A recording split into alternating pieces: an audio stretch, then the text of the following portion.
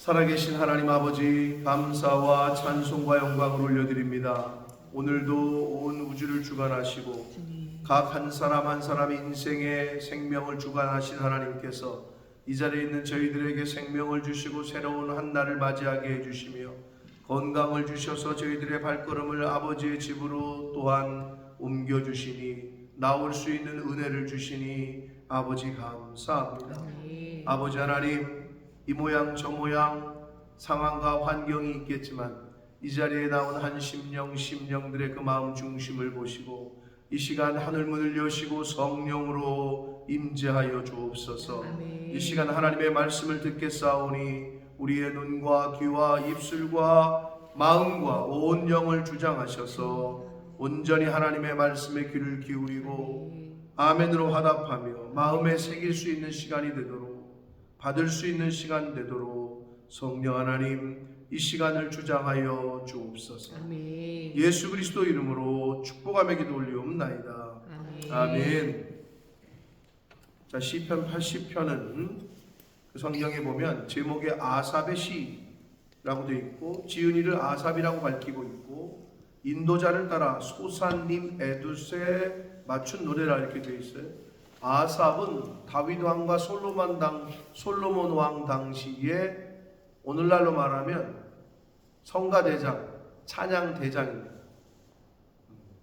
찬양을 하나님 앞에 드리는 찬양하는 사람 중에 우두머리가 아삽이다. 그리고 이 아삽이 이 시를 썼고 인도자를 따라 지휘자를 따라서 소산잎 에두세 맞춘 노래라고 하는데 이 소산잎 에두시라는 말 단어의 뜻은 증거의 백합들이라는 단어이긴 하나 이것에 맞춘 노래다, 증거의 백합들 말 뜻은 그런데요. 이게 뭔 말이냐면 이거는 곡조를 말하는 거예요. 곡조. 그 당시에. 즉 우리나라로 말하면 뭐 국거리 장단 또 뭐가 있지? 기억이 나는 게 국거리 장단밖에 없네. 맨날 음악 시간에 했던 거 있잖아요. 딴딴딴따단 막 하면서 배웠던 거 기억나시는지 모르겠는데 그런 장단이 있어요. 그런 곡조를 의미한다. 그러니까 소산잎 에두시라는 곡조에 맞춰서 부르던 찬양곡이었다. 이렇게 생각하시면 됩니다. 내용으로 보면 이 시는 북이스라엘이 아수르에게 침략을 당해서 멸망한 사건을 배경으로 하고 이 시를 쓰고 있어요.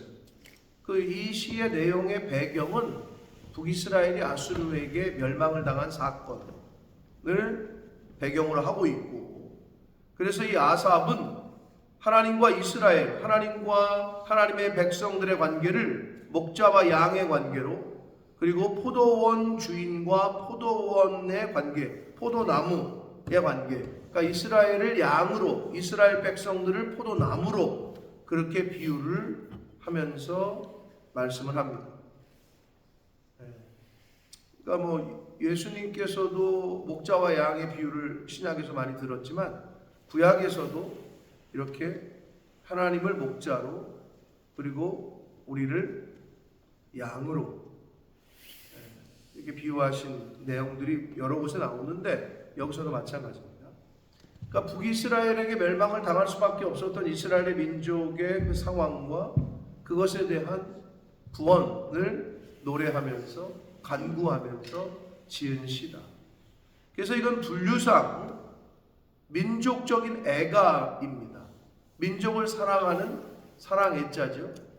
민족을 사랑하면서 부른 노래다. 한마디로 하나님의 백성들을 사랑하면서 부른 노래, 이렇게 민족 애가시로 분류가 됩니다.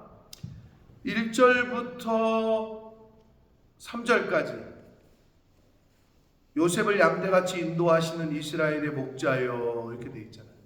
근데 여기서 요셉은 개인의 의미보다는 북이스라엘 전체를 말해요.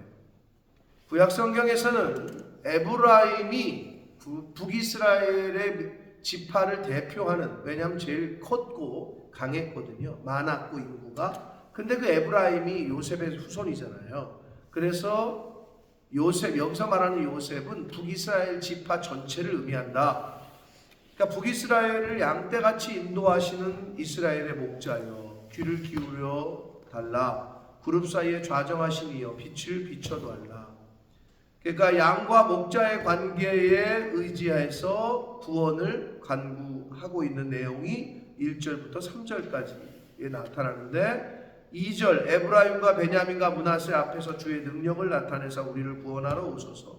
에브라임과 베냐민과 므낫세, 이거는 북쪽 이스라엘의 대표 지파 3개만을 들어서 언급을 한 거고, 3절 하나님이여 우리를 돌이키시고 주의 얼굴빛을 비추사 우리가 구원을 얻게 하소서. 양과 목자의 관계성 속에서 자신들을 좀 구원해 달라고 하는 내용이 1절부터 3절에 기록이 되어 있습니다. 그래서 양은요, 양을 농사랜다. 목축업을 안 해보셔서 잘 모르겠지만, 양은 목자가 없으면은 잡혀가거나 죽어요.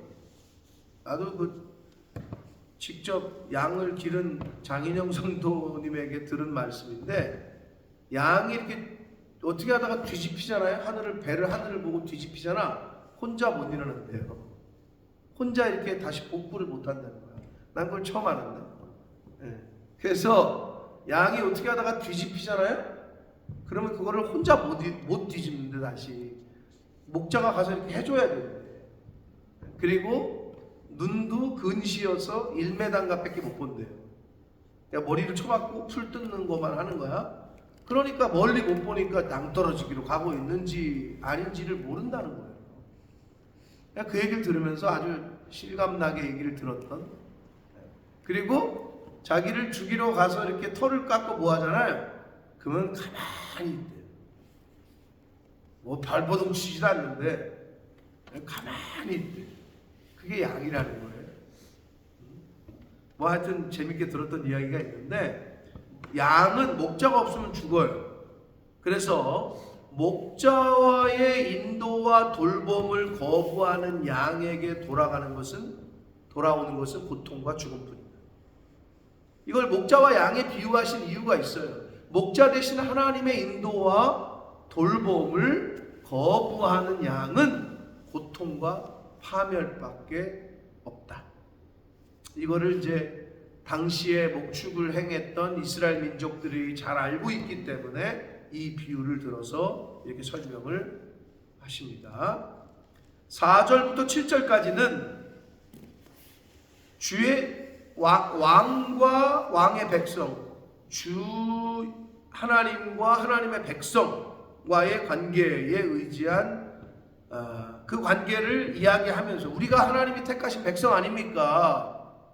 이거를 언급하면서 좀 우리를 보살펴 주시고 우리를 구원해 주십시오. 항상 얘기하지만, 그러기 전에 이스라엘이 그렇게 아수르의 침략당해서 멸망당하기 전에 하나님이 보내신 수많은 선지자들과 하나님의 사자들이 있었음에도 그때는 콧방귀로 안 끼더니 이제 멸망당하고 침략당하고 하니까 그때서야 하나님에게 지금 잘못됐다고 빌고 있는 거예요. 그러니까 인간이 그렇게 어리석어요. 평안할 때 잘 하나님의 말씀에 귀를 기울이고, 어떻게 보면 잘 될 때 더 긴장해야 되는데, 꼭 신을 언제 찾느냐, 인간이. 아쉬울 때만 찾아. 그리고 자기가 필요할 때만 찾아. 누구랑 똑같아? 이 자식 새끼들이랑 똑같아. 지 친구들하고 뭐 할 때는 뭐 부모가 있는지 없는지도 모르다가 지가 아쉬우면 연락하고 지가 필요하면 연락하고 비슷해. 근데 똑같아. 이들도. 4절 보시면 만군의 하나님 여호와여 주의 백성의 기도에, 언제는, 지금은 주의 백성이고 그때는 아니었어? 기도에 대하여 어느 때까지 노하실 겁니까? 주께서 그들에게 눈물의 양식을 먹이시며 많은 눈물을 마시게 하셨나이다. 그러니까 이스라엘 민족이 이제 적군들의 침입에 의해서 고통을 당하는 것을 표현하고 있는 거고요. 우리 이웃에게 다툼거리가 되게 하시니 우리 원수들이 서로 비운다. 그러니까 이스라엘 민족이 침략을 당해서 그 다른 대적들, 다른 나라들에게 조롱거리가 되고 비웃음거리가 되게 했다는 거죠. 그런 상황이라는 거예요. 만군의 하나님이여 우리를 회복하여 주시고 주의 얼굴의 광채를 비추사 우리가 구원을 얻게 하소서. 그러니까 이때만 우리가 당신의 백성 아닙니까? 아빠 내가 아빠 아들이잖아. 내가 엄마 아들이잖아. 이렇게 얘기하는 거랑 똑같죠. 자기들의 필요에 의해서는. 근데 이게 우리들 모습에도 있다는 거죠. 그렇게 간구하는 내용이고요. 8절부터 19절까지는 이제 포도나무의 비유입니다. 이스라엘 백성을 포도나무에 비유를 했어요. 8절 보시면 주께서 한 포도나무를 애굽에서 가져다가, 애굽에서 포도나무를 가져갔다는 게 굉장히 상징적이고 비유인데 이건 뭘 말하는 거예요? 무슨 사건이에요? 출애굽이죠. 출애굽 사건을 이렇게 비유하는 거예요. 민족들을 쫓아내시고 그것을 심으셨다. 가나안 땅으로 이제 심으신 거죠. 옮기신 거예요. 주께서 그 앞서 가꾸셨으므로 그 뿌리가 깊이 박혀서 땅에 가득하며 그 그늘의 산들을 가리고 그 그늘이 그 가지는 하나님의 백향목 같으며 그 가지가 바닥까지 뻗고 너무굴이 강까지 미쳤다. 이건 뭔 말이냐면 하나님이 그렇게 출애굽 사건을 통해서 애굽에서 이끌어내셔서 가나안 땅에 가서 살게 하셨고 정착하게 하셨고 그곳에서도 부흥하게 가나안 땅의 원주민들과 전쟁에서도 승리하게 이렇게 확장을 은혜를 베푸셨는데 12절 주께서 어찌하여 그 담을 하시니 길을 지나가는 모든 이들이 그것을 따게 하셨나이다. 주께서 어찌하여 그 담을 하셨다. 이 담은요 하나님의 보호와 인도를 의미해요. 여기서의 담 그거를 하나님이 하셨다는 거예요. 뭐 때문에? 불순종 때문에. 이사야 2장을 한번 같이 읽겠습니다. 이사야 2장은요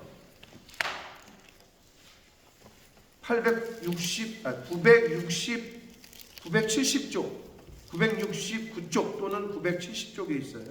구약성경 이사야 2장 13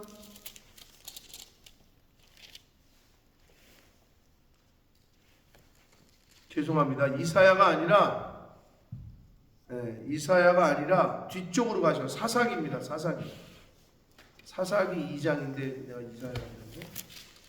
사사기 2장은요 362쪽이나 363쪽에 있습니다. 362쪽 또는 363쪽 페이지 수로 사사기 2장입니다. 사사기 2장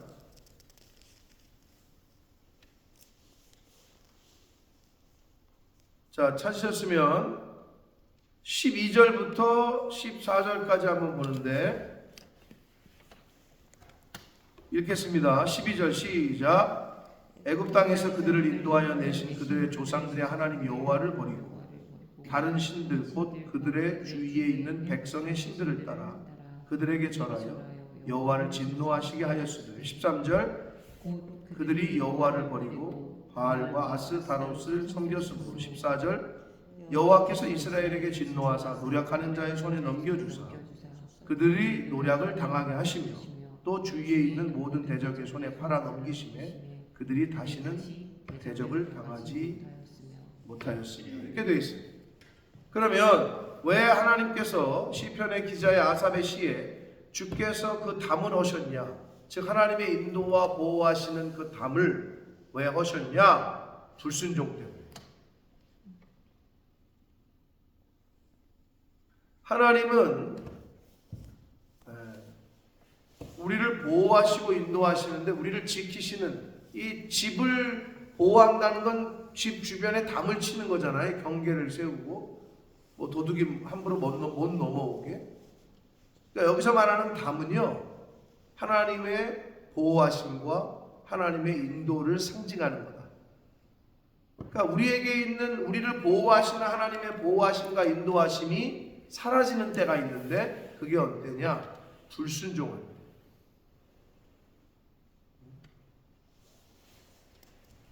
우리가 지금 사사기 말씀을 읽은 대로 하나님에게 불순종하고 이 우상을 숭배하고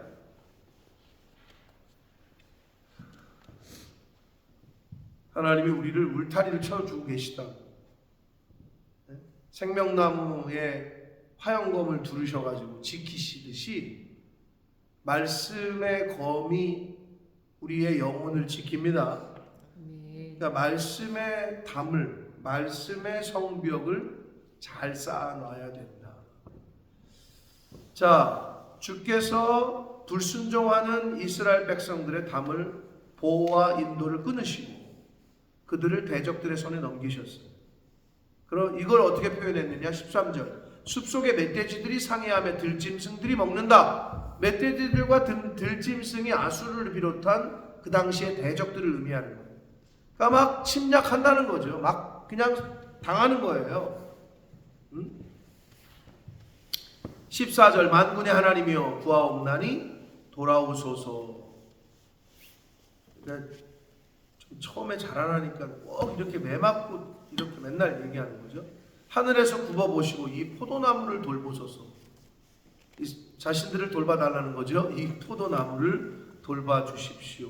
15절. 주의 오른손으로 심으신 줄기요 주를 위하여 힘있게 하신 가지. 여기서 줄기 가지가 곧 아들 백성 이런 뜻인데 이스라엘 백성을 의미합니다. 그것이 불타고 배임을 당하며 주의 면책으로 말미암아 멸망하오니. 그러니까 이스라엘 백성들이 아수르에게 멸망당한 것은 아수르가 잘해서가 아니에요. 아수르가 능력이 있어서가 아니라 여기 말씀하고 있는 대로 하나님께서 하나님으로 말미암아 멸망한다. 주의 면책으로 말미암아 멸망한다. 하나님이 징계하시니까 멸망당하는 거예요. 하나님이 오라고 하니까 우리는 이 세상을 떠나는 겁니다. 그래서 제가 말하지만 모든 죽음은 이유는 단 하나다. 하나님이 부르시는 거예요. 그게 우리 눈으로 볼 때 누구에게 살해를 당했고 교통사고가 났고 암이 걸렸고 그건 우리 눈에 보이는 거고요. 생명의 주관자이신 하나님께서 부르셔야 이 세상을 떠납니다. 우리 아버지가 맨날 빨리 데려가 달라고 기도하신다는데 기도는 본인이 하시는 거고 결정은 하나님이 하시는 거죠. 어떤 의미에서는 그런 거죠. 죽고 싶어 하는 사람은 하나님이 어떻게 보면 안 데려가시고 갑자기 죽고 싶지도 않은데 갑자기 데려가시는 경우도 있고 이거는 하나님의 주권이기 때문에 우리는 모르는 거예요. 이해가 안 되죠. 왜 그 8살짜리 아이가 그 선생님의 손에 의해서 죽어야 되느냐. 그럼 이제 안 믿는 사람들은 그러죠. 그럼 하나님은 어디 있었냐 도대체. 그거 왜 안 지키시냐. 충분히 이해가 되는 아이러니하고 우리로서는 이해가 안 가고. 그러나 하나님은 일일이 개입을 하시지 않으셔요. 인간의 어떻게 보면 이 땅에서의 때에는 이 하나님이 일일이 개입을 안 하셔요. 어떻게 보면 악한 사람의 악을 행하는 그대로를 보고 계시는 거죠.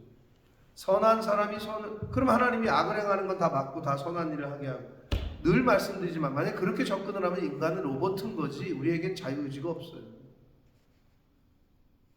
악이 관영하고 이 땅에서는 우리의 자유의지로 내가 하나님 편에 설 거냐 세상 편에 설 거냐 빛 가운데 있을 거냐 어둠 속으로 들어갈 거냐 이건 우리의 선택인 거예요. 물론 그 가운데서 하나님께서 어떤 사람에게는 어떤 상황에서 초자연적으로 한마디로 우리가 인간의 능력이 아닌 것으로 역사하시는 경우도 있죠. 그거는 전지전능하신 하나님의 영역이니까 음성이 들리게 한다든지 환상을 본다든지 그거는 우리가 알 수 없는 거고 그러나 지금의 이 세상은 그렇다. 그러나 성경에 약속하신 대로 예수 그리스도 이 땅에 재림하신 그때에는 이제는 모든 게 하나님의 뜻대로 될 거예요. 그때는 우리에게 기회가 없어요. 늘 말씀드리지만 지금 이 세상에 있을 때만 가능한 거예요. 상급을 쌓는 것도, 하나님에게 칭찬받는 일을 할 수 있는 것도, 하나님 앞에 섰을 때 그때는 이미 아무것도 우리의 손을 떠나는 거예요. 우리의 손을. 이 땅에 있을 때가 상급을 쌓고 믿음의 훈련장이고 일터다. 내 믿음을 조금 더 하나님 예수 그리스도의 모습으로 닮아가게끔, 그리스도의 분량까지 성장하게끔 성장시킬 수 있는 기회는 이 세상에서만 가능합니다. 그러니까 너무 하루하루가 감사한 거죠. 그렇게 말씀을 듣고 그렇게 살려고 나를 고쳐가고 하는 시간이 이 세상에서만 가능합니다. 자, 멸망을 당한 것은 아수르 때문이 아니었고 하나님 때문이다. 하나님의 주권에 있었던 거다. 17절, 주의 오른쪽에 있는 자 곧 주를 위하여 힘있게 하신 인자에게 주의 손을 얹으소서. 그러니까 하나님에게 구원을 계속 간구하는 거예요. 18절, 그리하시면 우리가 주에게서 물러가지 아니하오리니, 이렇게 돼 있어요. 내가 이걸 보면서 이걸 또 좀 찾아보면서 그러니까 처음부터 잘하지. 이 18절이 무슨 말이냐면 하나님이 구원해 주시면 이제는 물러가지 않겠습니다. 주로부터. 이 물러간다라는 단어는요, 원문을 그대로 직역을 하면 배신하다, 떠나다, 버리다 이런 뜻이에요. 그러니까 한마디로 나 구원시켜주면 이제는 배신 안 할게요. 나 구원시켜주면 이제는 떠나지 않을게요. 나 구원시켜주면 이제는 하나님 버리지 않을게요. 그러지 않을, 이 말을 믿어야 되나? 여러분 이런 거죠. 자식 새끼가 엄마 이번에 한 번만 용서해주면 나 진짜 안 그럴게. 그러면 그 말을 그래도 진짜 안 그럴 거야? 알고도 속아주는 거지. 내가 볼 때 하나님도 똑같아. 알고도 속아줘. 이게 진정으로 변하지 않는 우리의 고백이 돼야 되는데 인간이 그래. 이스라엘이 계속 그랬어. 하나님 용서해 주세요. 그때 알았어, 용서해 줄게. 조금 하다 또 그래. 또 잘못했다가 빌어. 또 그래.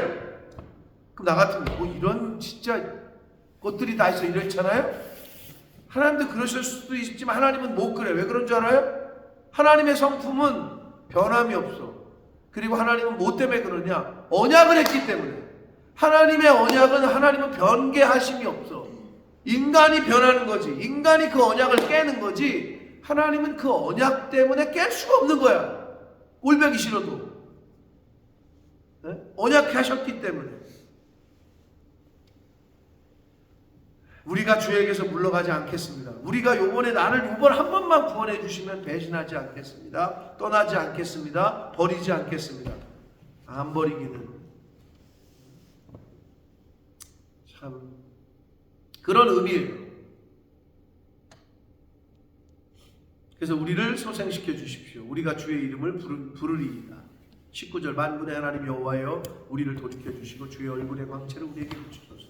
우리가 구원을 얻으리니. 이렇게 끝나고 있는데, 여러분 물론 이 당시에 이 시를 쓴 아삽이나 이 노래를 불렀던 이스라엘 백성들의 마음은 진심이었을 거예요. 지금 처한 상황에서 우리가 잘못했구나, 불순종 때문에 이렇게 하나님 앞에 벌을 받는구나, 진심이었을 거예요. 근데 어떻게 그 다음에 안 그랬어요? 또 그랬어요. 이건 뭘 얘기하냐면 지금도 똑같아. 교회 와가지고 회개하는 사람들, 눈물 흘리는 사람들 저는 진심이라고 봐요. 근데 뭐야? 그럼 그 사람이 그러면 그렇게 은혜 받고 했던 모습이 있는데, 우리 이영숙 성도님이 또 흔들린다 이런 말 했잖아요. 옛날에 한참 뜨거울 때는 앞에 나가서 찬양도 하고 막 이랬었어요. 간증하고 막 이래. 그때가 사실이야. 근데 또 넘어져. 또 흔들려. 그 표현이 딱 맞아. 누구나 다 그래. 그러나 그 횟수를 줄여가는 거고, 그게 믿음이 굳건해지는 거고 단단해지는 거고. 누구나 흔들리지. 누구나 넘어지고 누구나 쓰러지고, 그런데도 횟수를 줄여가고, 그리고 그 나타나는 양상이 달라지는 거지.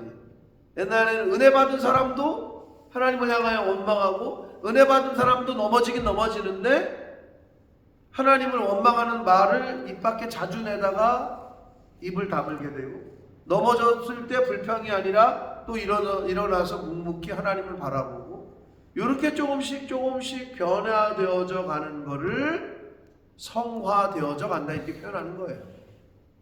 그게 우리의 이 땅에서 살아가면서 나이가 먹을수록 사람이 좀 철이 들어야지 뭐 이러잖아요. 나이가 먹을수록 좀 나이 값을 해야지 그러잖아요. 신앙의 나이를 먹을수록 신앙의 나이 값을 해야지.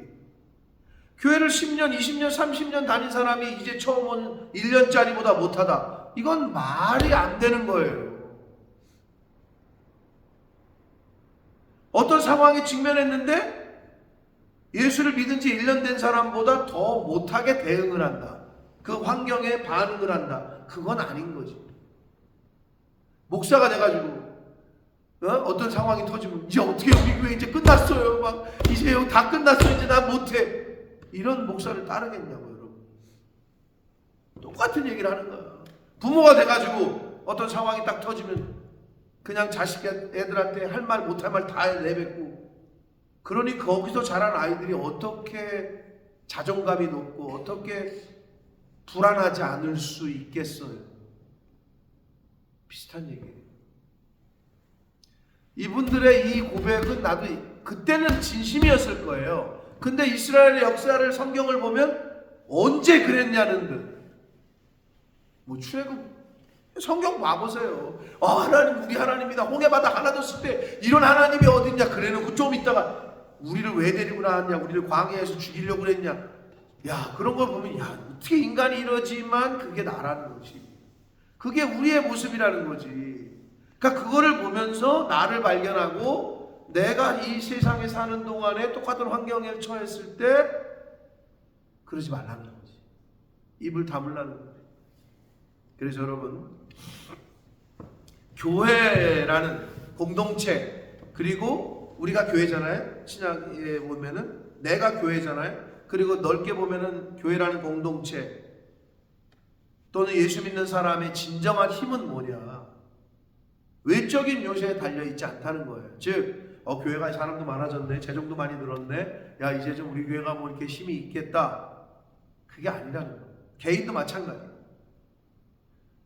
예수 믿는 사람의 진정한 힘은 돈이 아니에요. 예수 믿는 사람의 진정한 힘은 어떤 외적인 요소에 달려있지 않다는 거예요. 교회의 진정한 힘은 교회의 사이즈나 재정의 많고 적음에 달려있지 않다. 오직 하나님을 향한 굳건한 믿음, 변치 않는 믿음에 달려 있습니다. 아멘. 이게 우리 개인에게도 마찬가지고 공동체인 교회에도 마찬가지인 거예요.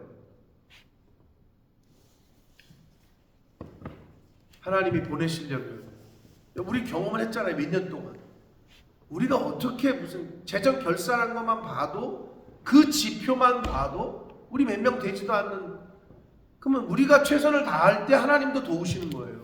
그래서 옛날 성경적인 우리의 그 어르신들의 속담 중에 굉장히 성경적인 말들이 있어요. 하늘은 누구를 돕는다 그래요? 하늘은 스스로 돕는 자를 돕는다. 이 표현이 뭐냐? 우리가 열심히 해. 그 다음부터는 하나님에 맡겨야 되는 거야. 우리가 최선을 다했더니 야 얘네 참 열심히 하는구나. 도와줘야 되겠다. 내가 하나님이라도 그럴 것 같아. 근데 지네는 하나도 안 하면서 왜 안 도와주지? 어디서 뭐 감 안 떨어지나? 어디서 뭐 돈이 안 떨어지나? 내가 할 건 안 하면서 바깥에서 도움만 구해. 이거는 내가 하나님이라도 도와주고 싶은 마음이 없을 것 같아. 그러니까 결국 뭐냐?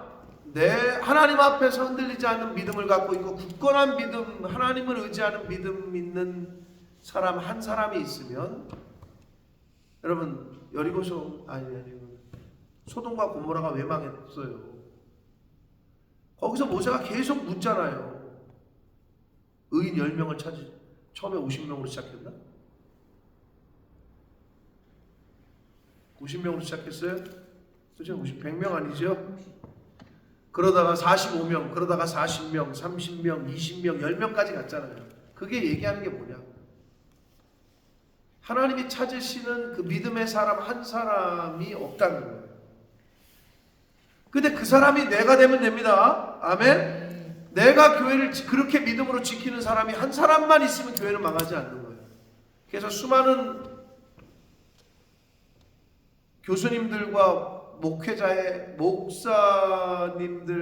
저의 그 선배 목사님들, 원로 목사님들이 목회를 경험하시고 하셨던 분들의 고백이 뭐냐?